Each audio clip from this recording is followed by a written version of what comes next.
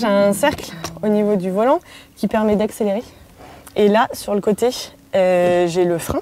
L'adaptation est quand même assez chère parce qu'en fonction du handicap qu'on a, en fonction des besoins qu'on va avoir, ça peut être hyper onéreux.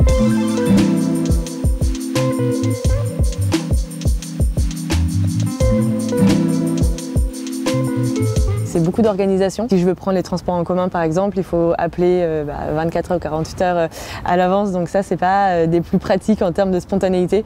Dans le résultat des courses, j'ai fini par acheter une voiture qui me laisse une plus grande liberté, une plus grande autonomie. J'ai dû repasser une adaptation en tant que personne en situation de handicap. Donc c'est vraiment pas très compliqué étant donné qu'on a déjà le code et qu'on a déjà le permis.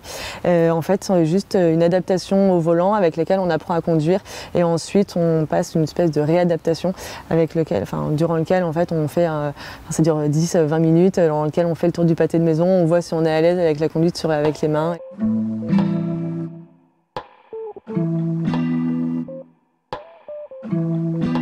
Voilà, le plus difficile maintenant c'est de tourner, parce qu'il faut réussir à tourner tout en accélérant.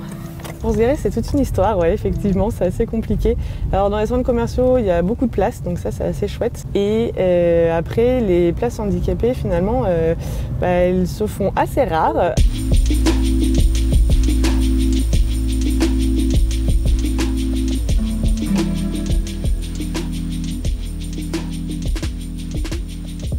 Là, du coup, il faut réussir à être suffisamment loin de la voiture pour pouvoir sortir le fauteuil.